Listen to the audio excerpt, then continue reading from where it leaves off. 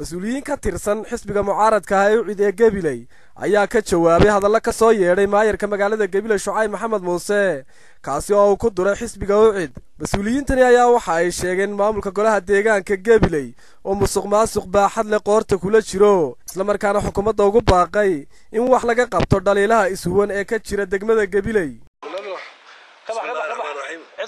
alxamdulillahi rabbil caalamiin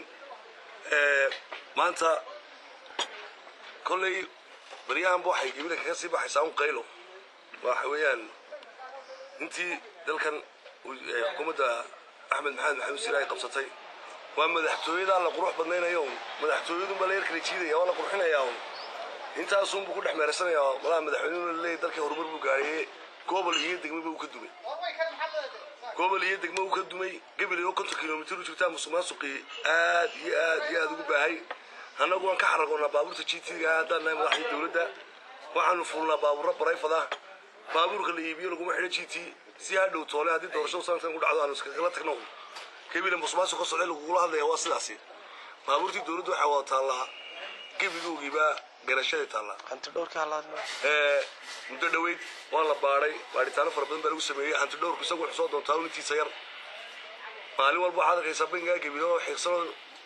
ayna waxba ku akarin horumar baa Gabiley laga sameeyay hadii lagu dhaadana waa been miisaaniyadii la ansixiyay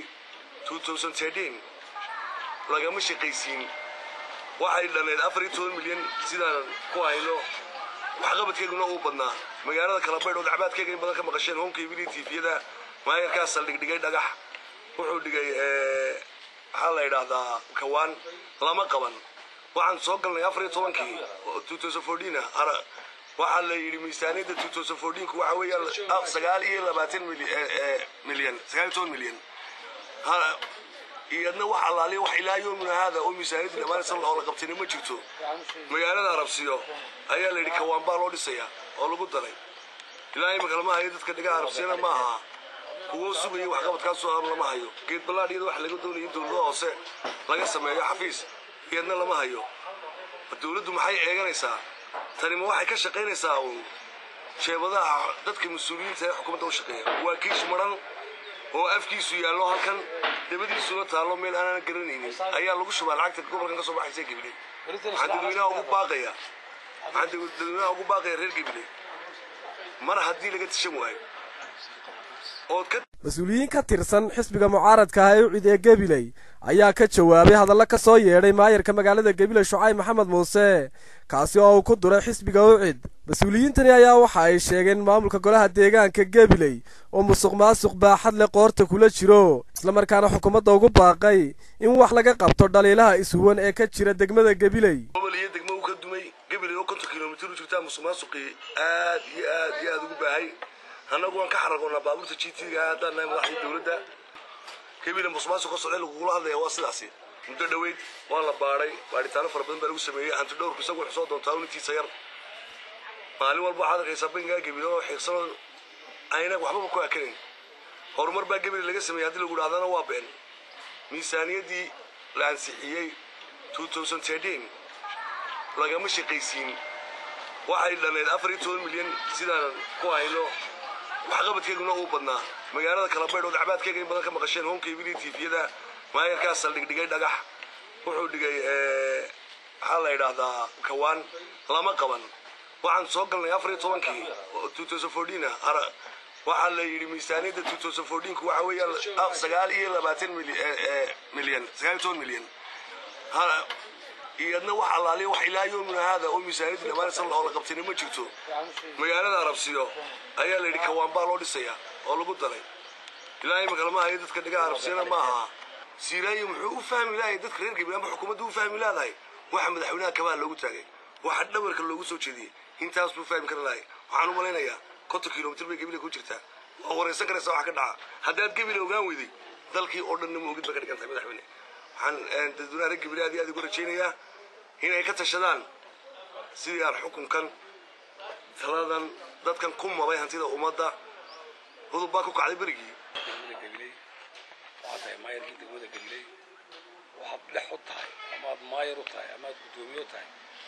population wise ama nation ka gobolka ku nool xisbiga doonaan baa tahay taageeraan marka waxaan ku leeyahay intaanad xilka soo doono shaqada inaad baratay ahayd Mukhtaar Nuux Ibraahim Hon Cable TV Gabiley اللهم صل على سيدنا مولانا محمد وعلى اله وصحبه وسلم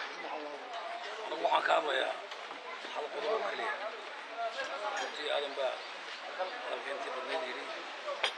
oo ka qaaday xawey waxay yimid